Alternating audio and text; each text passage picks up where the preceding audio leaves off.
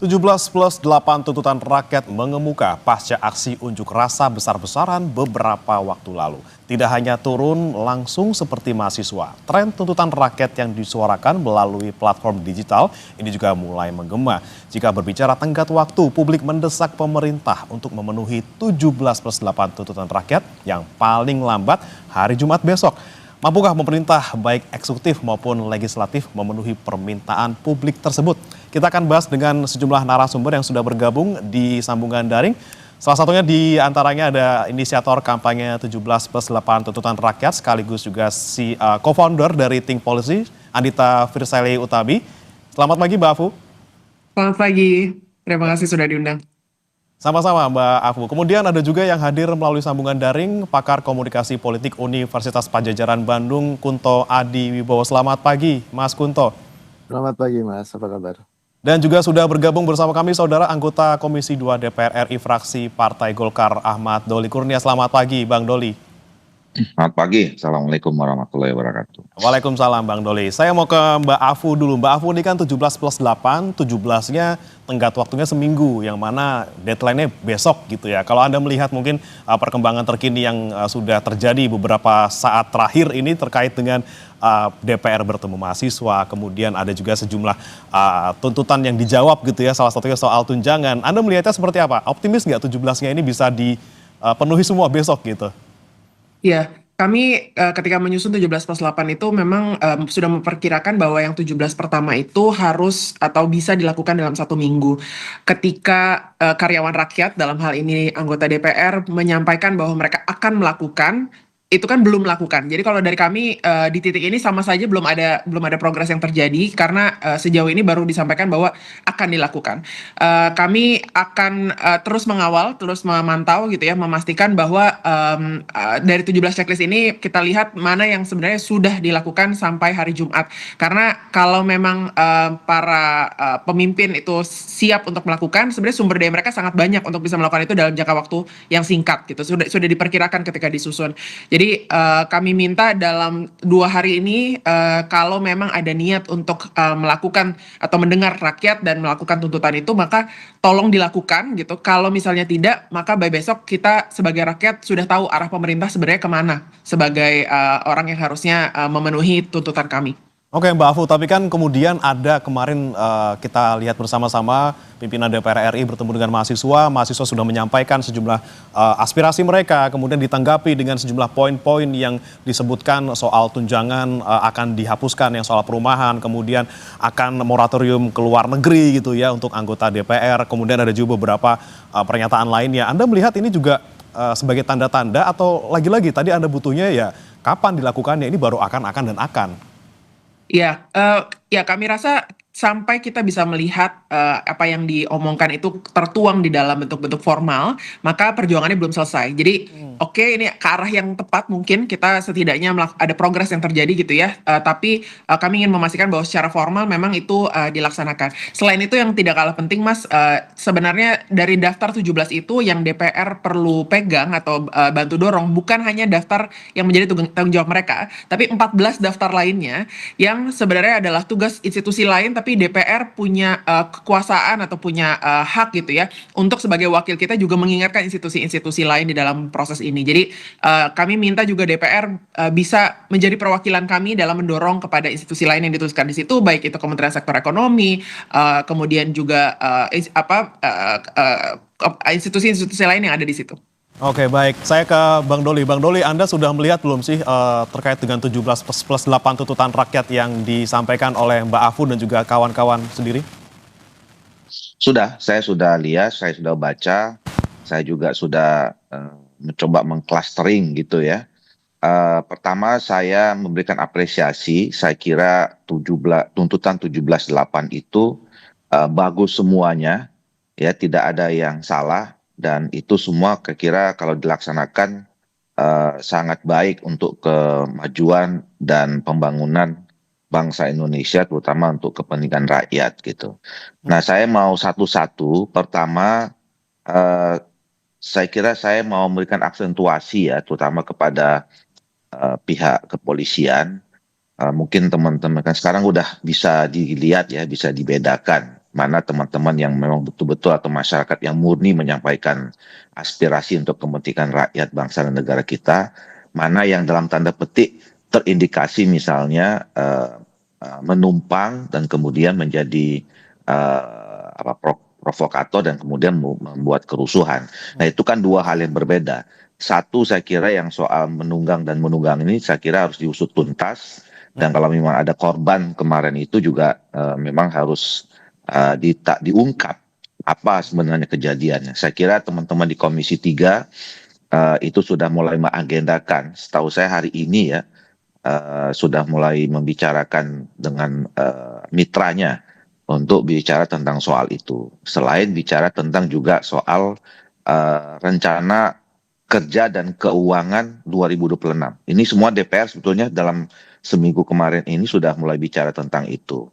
Nah, kemudian yang kedua, saya kira juga teman-teman aktivis, teman-teman mahasiswa terutama yang kemarin melakukan aksi itu, yang sekarang masih ditahan, saya kira sudah harus selesai, sudah segera harus dikeluarkan, ya, karena toh mereka menyampaikan aspirasinya itu memang murni gitu ya. Jadi saya kira tidak ada alasan sebetulnya kalau kita tetap menahan mereka lama-lama. Nah, yang berkaitan dengan fungsi kami, ya, pertama soal DPR. Kemarin tadi sudah direkam juga di pernyataan dari Pak Dasko bahwa satu soal tunjangan yang tadinya, misalnya tunjangan perumahan, ya, yang tadinya berakhir bulan Oktober, sudah diputuskan 31 Agustus, mereka kemarin terakhir dan tidak ada lagi. Artinya September ini sudah tidak ada lagi soal tunjangan perumahan. Dan kemudian sekarang sedang dievaluasi, ya, sedang dievaluasi. Hari ini juga pimpinan DPR akan mengundang semua pimpinan fraksi membicarakan tentang soal evaluasi masalah tunjangan dan soal fasilitas dan lain-lainnya. Yang tadi disampaikan tujuannya adalah untuk efisiensi.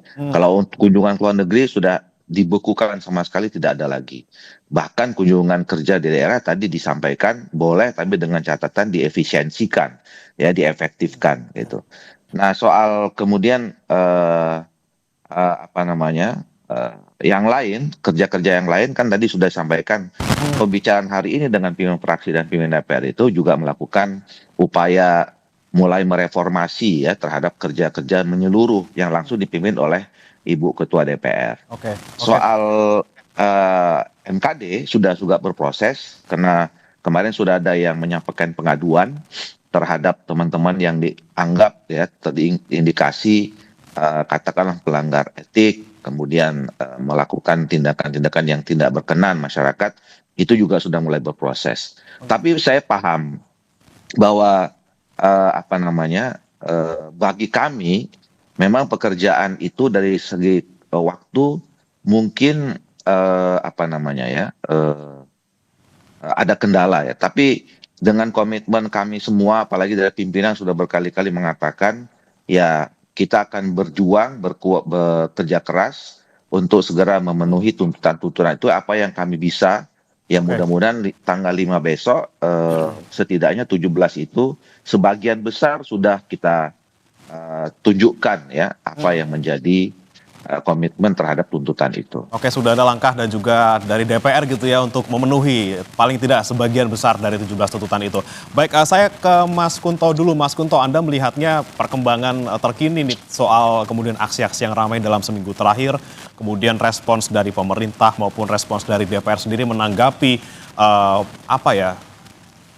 polemik ini gitu ya. Seperti apa komunikasi mereka dan juga seperti apa kemudian bisa menjawab apa yang menjadi tuntutan masyarakat?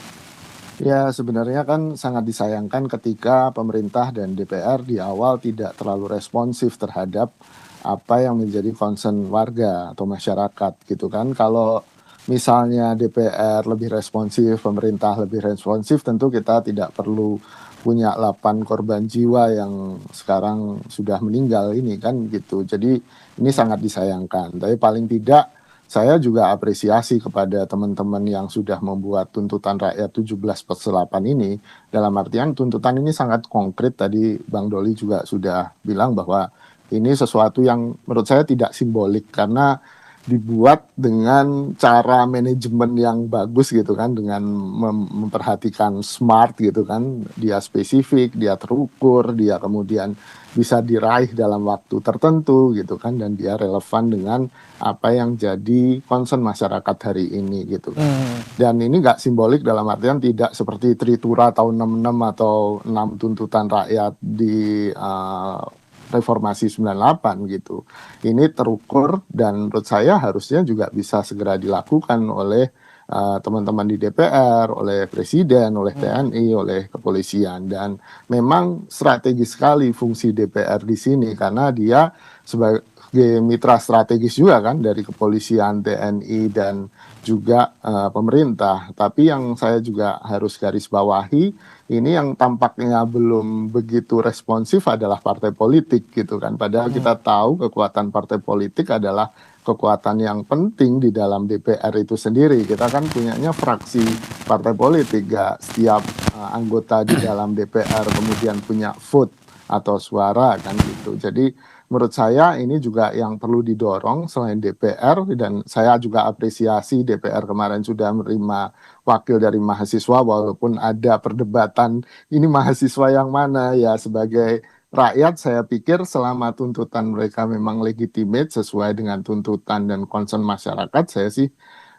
tidak melihat atau memecah atau mengotak-kotakan ini anasir atau elemen gerakan yang mana ya gitu. Jadi ini komunikasi yang menurut saya harus dibangun lebih kontinu, lebih sustainable, berkesinambungan gitu kan. Tidak hanya gara-gara 8 orang yang sudah meninggal kemarin, tapi ini memang harusnya jadi praktik good governance kita ke depannya gitu, Mas.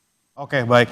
Ini yang tadi disoroti oleh Mas Kunto adalah bagaimana kemudian partai politiknya nih responsnya kayaknya kurang responsif gitu ya. Kalau saya mau balik lagi ke Bang Doli dulu. Bang Doli, ini seperti apa Anda menanggapinya? Partai politik kurang responsif walaupun sudah kemarin menonaktifkan ada 5 total ya anggota DPR dari sejumlah partai gitu ya. Belum istilahnya orang-orang sekarang mengkritisinya ini kan nonaktif nih, belum diberhentikan tunjangannya walaupun sudah kemarin akhirnya dihentikan dan juga gaji, tapi gimana nih langkah selanjutnya untuk anggota-anggota nonaktif ini? Apakah misalnya dari Partai Golkar nih untuk Pak Adis Kadir sendiri, apakah nanti akan mengajukan ataupun mengusulkan PAW ke KPU?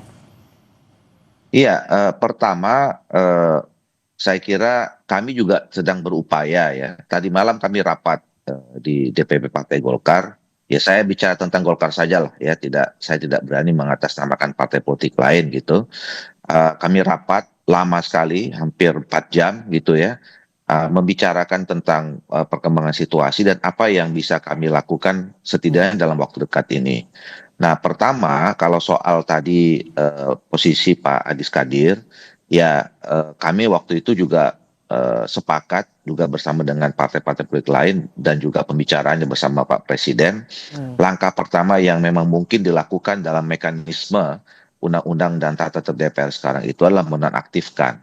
Nah, sekarang semuanya sedang berproses, baik di DPR maupun di partai politik. Ya, di DPR teman-teman MKD juga sedang melakukan kerjanya terhadap laporan yang disampaikan oleh masyarakat. Nah, kami juga menunggu hasil MKD seperti apa. Sambil di internal juga kami berproses. Kami punya institusi ada 2 yang bersangkutan dengan soal etik ya. Pertama adalah Mahkamah Partai, yang kedua Dewan Etik. Nah, 2 institusi ini sekarang sedang bekerja juga secara simultan dengan sambil teman-teman di MKD. Nah, karena begini, ini kan soal pergantian dan segala macam itu juga kita harus mengikuti mekanisme yang ada Undang-Undang MD3 dan peraturan tata tertib ya. Karena memang betul istilah nonaktif itu memang tidak ada. Tapi itulah upaya yang waktu itu paling mungkin dilakukan. Pilihan kemudian adalah pemberhentian sementara atau pemberhentian tetap. Nah, itu juga tadi saya katakan ada mekanismenya. Karena juga harus ada latar belakangnya ya. Kalau soal pemberhentian tetap itu kan hanya ada 2 yang paling simpel. Ya, yang pertama adalah yang bersangkutan mengundurkan diri, atau yang kedua adalah ya dipecat jadi anggota ya, bukan hanya sekedar anggota DPR. Nah, dan itu semua kalau tidak kita ini hati-hati ada berkonsekuensi hukum juga. Nah, ini yang sekarang sedang dipelajari masing-masing partai politik. 1. Nah, yang kedua, tadi malam juga kami menginstruksikan ya agar semua fraksi di seluruh Indonesia itu harus sekarang turun ke bawah, ya melakukan program-program yang konkret ke masyarakat. Ya, bahkan Oke. kami mengajukan secara spesifik ya program DPR baik pusat, provinsi, kabupaten, kota melakukan program-program seperti pasar murah, terus Oke. kemudian melakukan program sosial, Oke. yang semuanya itu mengantisipasi bagaimana supaya masyarakat kita itu Ya. situasi ekonomi dan sosialnya segala macam harus bisa kita Oke. respon dengan cepat. Yang mana memang Itu ini harusnya kira-kira. dilakukan sebelum-sebelumnya juga harus dilakukan ya Bang Doli ya. Tapi ya, kita tangkap tadi terkait dengan Pak Adis Kadir untuk status di Golkar sendiri maupun di DPR masih dalam proses. Saya mau ke Mbak Afu. Mbak Afu, Anda melihat ini kan salah satu poinnya tadi ada soal anggota DPR yang kemudian ada masalah di situ, bagaimana kemudian ditindak tegas. Tapi kan kita butuh waktu gitu, kata Bang Doli tadi. Kita butuh waktu untuk proses di MKD maupun di internal, tidak bisa langsung ujuk-ujuk dipecat ataupun diberhentikan, harus hati-hati. Anda melihatnya deadline besok tanggal 5 ini, apakah bisa dipenuhi atau kalau misalnya tidak bisa dipenuhi, kemudian apa yang akan dilakukan oleh teman-teman di Think Policy maupun di teman-teman lain? Baik, ketika kami keluarkan tuntutan itu adalah hari Minggu ya. Jadi hari Minggu malam kami keluarkan ada 5 hari kerja penuh untuk para aktor-aktor yang terlibat bisa merespon atau setidaknya memulai merespon terhadap tuntutan-tuntutan yang ditaruh di situ. Dalam konteks permintaan terhadap partai politik maupun DPR gitu sebagai institusi pimpinan DPR, maka beberapa hal di situ sudah bisa dimulai dari hari Senin, Selasa, Rabu gitu. Kita sekarang sudah sampai di hari ini, berarti sejauh ini tidak dimulai prosesnya gitu ya, bahwa diresponnya juga cukup terlambat. Setidak-tidaknya ini juga menunjukkan kecepatan kerja pemerintah dan kompetensi dari institusi-institusi dalam merespon. Kalau memang ingin merespon tapi telat melakukan. Nah, tapi dari yang kami pantau, yang bisa dilihat juga di 178tuntutanrakyat.id, dari 17 plus 8 permintaan itu beberapa bahkan malah mundur gitu ya. Jadi misalnya ketika ada permintaan tentang menghentikan kekerasan aparat maupun yang berhubungan dengan pembebasan demonstran dan lainnya, yang kekerasan itu setelah tuntutan dikeluarkan bahkan masih terjadi di beberapa hari setelahnya gitu ya. Jadi malah mundur gitu, dan malah ada beberapa demonstran baru yang tertangkap gitu. Jadi kami lihat ini kalau kita memberikan tugas kepada seorang karyawan, diberikan deadline, biasanya kan kita bisa melihat progresnya ya setidaknya. Kemudian deadline itu ya mungkin bisa kita update secara berkala. Tapi kalau misalnya memang arahnya sudah tidak ke sana, arahnya malah mundur, itu sudah merupakan bukti jelas atau jawaban dari pemerintah sebenarnya kan, bahwa mereka tidak menafikan atau tidak merespon kepada tuntutan rakyat. Oke, ada respons tapi dibilangnya ada yang mundur bahkan beberapa poin, kemudian ini telat gitu responnya dari deadline. Bang Doli, boleh ditanggapi Bang Doli? Ya, saya kira memang kembali kepada rakyat, kepada masyarakat ya, yang bisa menilai itu. Kami berupaya semaksimal mungkin apa yang menjadi tuntutan itu untuk dilakukan. Ya, bahwa kemudian masih kurang tepat, kurang berkenan, dianggap kurang cepat gitu ya. Tidak ada masalah. Justru buat kami itu bagus sebagai pemicu yang tiap hari mengontrol kami untuk bekerja gitu ya. Mudah-mudahan apa yang disampaikan, hal-hal yang disampaikan seperti itu semakin memotivasi, memicu kami untuk kerja lebih serius dan sungguh-sungguh. Oke, baik-baik. Saya ke Mas Kunto lagi. Mas Kunto, Anda melihat apakah betul memang apa yang kemudian menjadi respons dari pemerintah, baik eksekutif maupun legislatif dalam beberapa waktu terakhir ini sebenarnya bisa dimulai lebih awal gitu. Jangan sampai kemudian akhirnya timbul kericuhan, kemudian ada korban jiwa juga di sana. Sudah ada 10 orang yang disebutkan oleh Komnas HAM. Seperti apa seharusnya, Mas Kunto? Iya, ini kan selama ini konsolidasi yang terjadi adalah konsolidasi elit kan, Mas. Sejak tahun 2019, pemilu 2024, ini kan kita melihat bahwa yang terkonsolidasi adalah kekuatan-kekuatan elit baik partai politik, lalu juga elit di militer, elit di pengamanan, lalu juga bahkan presiden gitu. Jadi konsolidasi elit ini yang kemudian tampaknya mengabaikan atau tidak menghitung rakyat sebagai sesuatu yang penting kan gitu. Akhirnya yang terjadi ya seperti ini kan, ketika kita tidak menganggap orang lain atau tetangga kita penting, ya kita akan tenang-tenang aja, cuek-cuek aja kan Mas gitu. Nah, demonstrasi kemarin menurut saya seperti alarm penggugah ya, atau paling tidak mencubit para elit gitu. Dengan mencubit ini akhirnya kan elit sadar bahwa oh ya ada yang perlu kita perhatikan, walaupun ya perjuangannya nggak cukup dengan mencubit kan, kita harus ngobrol panjang, kita harus berdiskusi panjang, nggak cukup diselesaikan dengan seminggu demonstrasi atau 2 pekan demonstrasi, tapi juga harus ada kemudian kemauan dari pemerintah atau elit politik, DPR terutama, pemerintah, polisi, TNI untuk kemudian memberikan ruang bagi partisipasi yang bermakna kan gitu. Bahwa undang-undang yang dibuat oleh DPR harus melibatkan rakyat, dan itu harus dengan prinsip partisipasi yang bermakna kan gitu. Proses pengamanan polisian misalnya juga tidak bisa langsung dengan represi kan, atau dengan kekerasan, bahwa ada dialog, ada kemudian partisipasi yang bermakna, itu penting. Bahkan yang kemarin kita catat kan bagaimana Pak Presiden sendiri salah menginterpretasi undang-undang tentang demonstrasi, bahwa demonstrasi itu harusnya nggak berizin, hanya pemberitahuan, dan tidak ada dalam undang-undang itu harus pukul 18 selesai kan gitu. Ini kan juga menunjukkan bagaimana pemerintah kita tampaknya belum benar-benar concern dengan bagaimana rakyat bisa punya hak untuk menyampaikan aspirasinya. Ini ya masalah komunikasi di sana kita soroti, Mas Kunto, ya, terkait dengan kemudian bagaimana menyerap aspirasi masyarakat, bagaimana menangani konflik yang ada ataupun menangani situasi yang memanas di masyarakat saat ini. Tapi kemudian memang masih banyak hal-hal yang harus kita bahas lagi, saudara, terkait dengan tuntutan-tuntutan dari 17+8 ini, termasuk yang untuk jangka panjang. Ada RUU perampasan aset di sana, ada reformasi internal DPR secara menyeluruh. Kita akan bahas usai jeda berikut.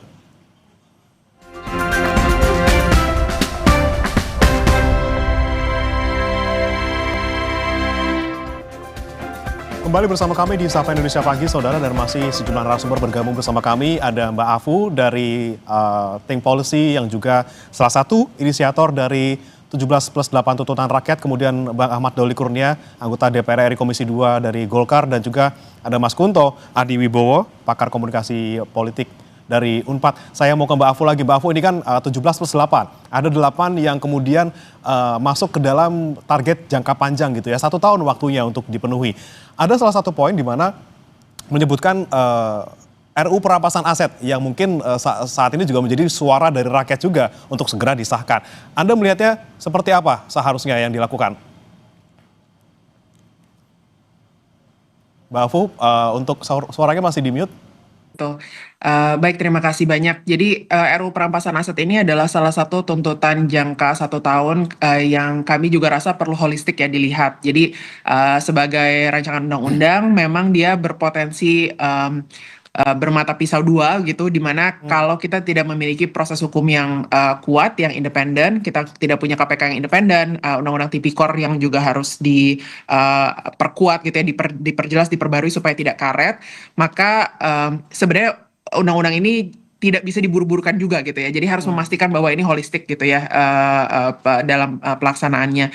Tapi dalam hal ini kemarin sudah disampaikan bahwa prosesnya dimulai, tapi memang menunggu memfinalisasi dulu RKUHP ya. Dan juga kalau misalnya sekaligus di dalam situ adalah undang-undang tipikor, kalau misalnya bisa diperkuat, diperjelas supaya tidak multitafsir dan sebagainya, itu perlu dilakukan dulu sehingga baru setelah itu RUU perampasan aset bisa menjadi bagian dari proses tersebut. Jadi makanya kami taruh di dalam bagian tuntutan yang 8 yang jangka menengah, bisa dibilang ya 1 tahun, agar prosesnya bukan sekedar diburu-buru tapi juga harus tepat gitu. Kita sudah lihat beberapa risiko ya dalam beberapa bulan belakang ini, di mana beberapa kasus meskipun masih tidak jelas atau pembuktiannya belum akurat, seperti kasus Tom Lembong misalnya, nanti jangan-jangan undang-undang perampasan aset ini bisa dijadikan sebagai senjata lain gitu. Jadi kita ingin memastikan bahwa ini juga hati-hati dan lagi-lagi holistik secara keseluruhan, harus dipikirkan juga institusinya dan undang-undang lain yang ikut mengatur.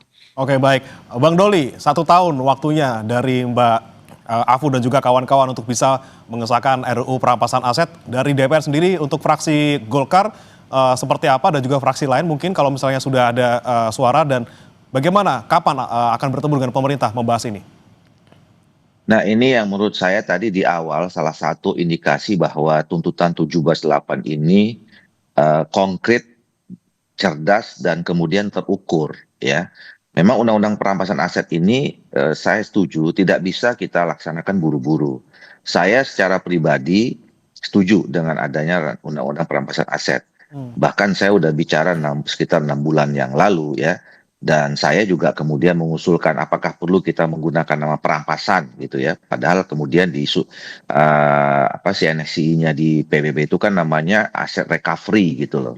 Nah, bahkan kemarin ditegakkan lagi oleh pemerintah pada tanggal 1 Mei ya di dalam acara May Day itu Pak Prabowo menegaskan 3 hal ya. Satu soal upah yang dinaikkan, kedua menghapuskan outsourcing, yang ketiga adalah undang-undang perampasan aset.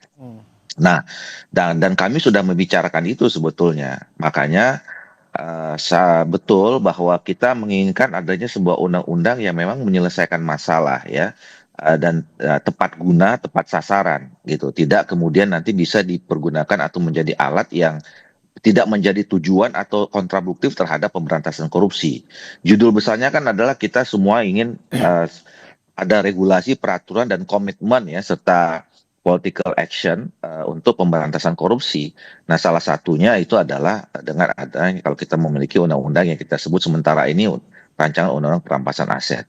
Nah, jadi semangat yang sekarang sudah sedang dikerjakan oleh teman-teman Komisi 3 di pembahasan undang-undang KUHP itu adalah bagaimana nanti ini menjadi basic ya, macam menjadi basic, menjadi basis bagaimana nanti supaya undang-undang perampasan aset itu bisa linear ya dengan penguatan soal undang-undang yang lain, sistem hukum kita yang memang harus juga kompatibel dengan itu, kemudian juga mendorong bagaimana aparat-aparat penegak hukum juga memang memberikan dukungan terhadap pelaksanaan rancangan undang-undang atau undang-undang perampasan aset itu nanti kalau kemudian kita sahkan. Jadi waktu yang 1 tahun itu saya kira memang sangat cukup ya untuk juga sama disinkronkan dengan undang-undang pemberantasan korupsi yang lain.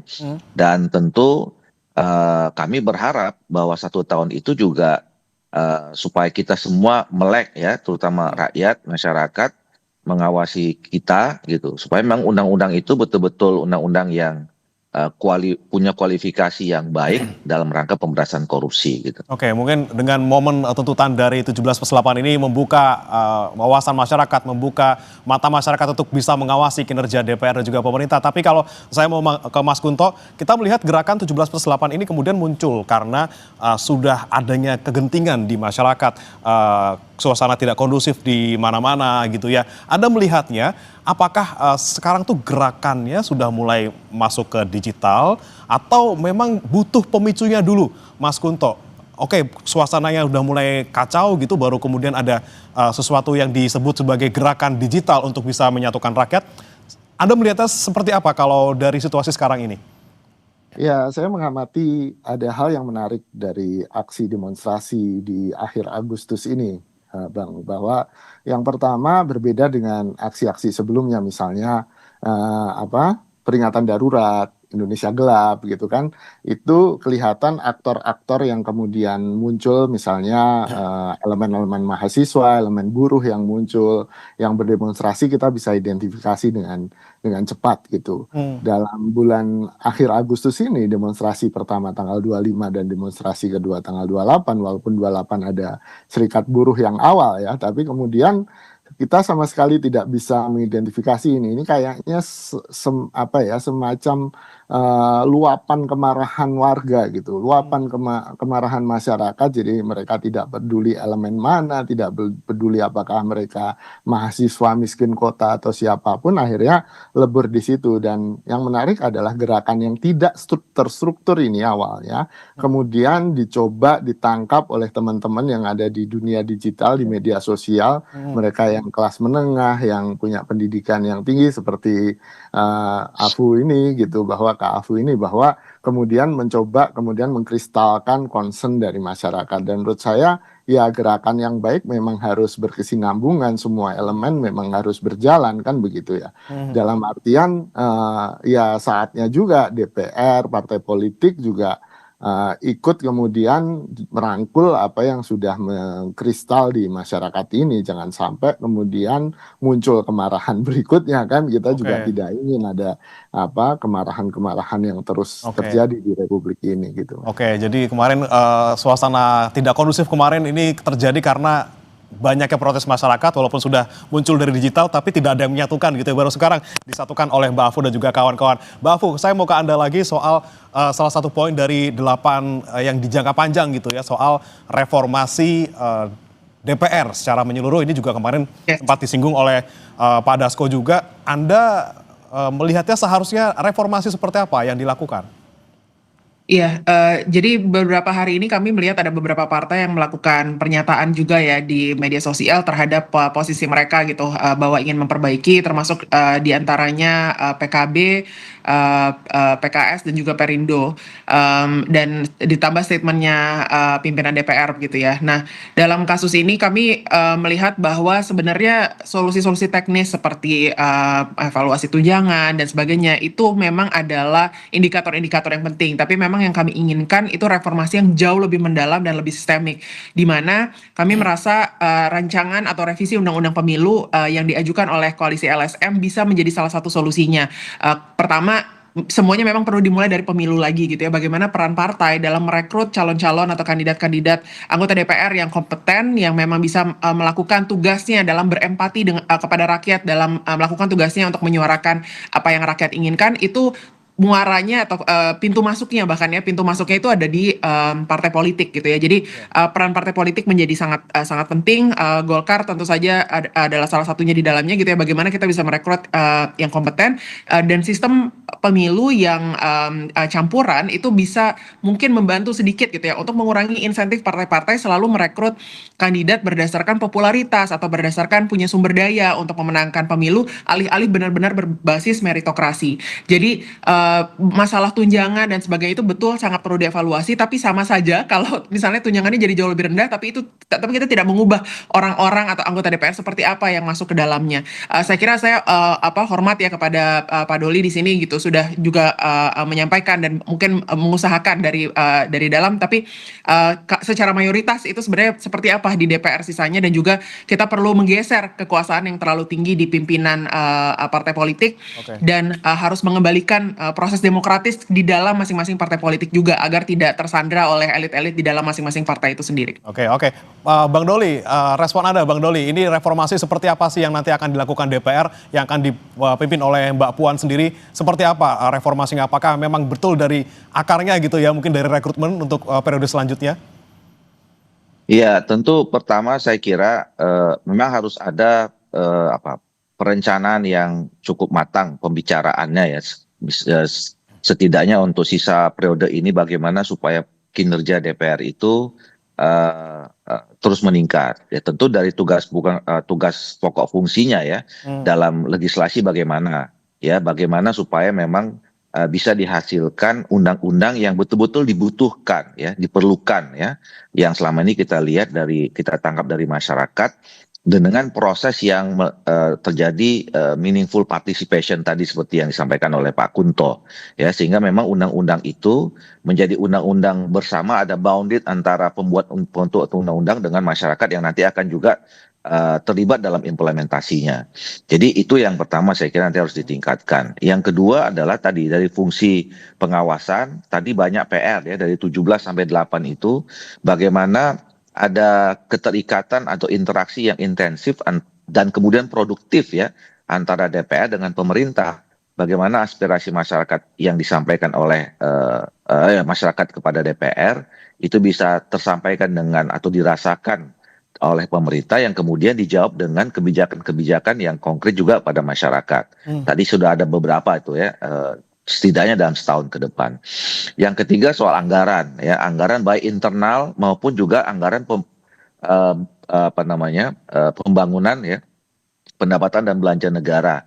Nah, kemarin kami juga dapat masukan setidaknya dalam pembahasan rencana kerja dan anggaran pada sekarang yang sedang dibahas oleh DPR itu mungkin mindsetnya sudah mulai harus berubah ya dengan situasi yang kita lihat sekarang gitu. Jadi asumsinya juga harus lebih detail apa yang terjadi di masyarakat itu dari anggaran.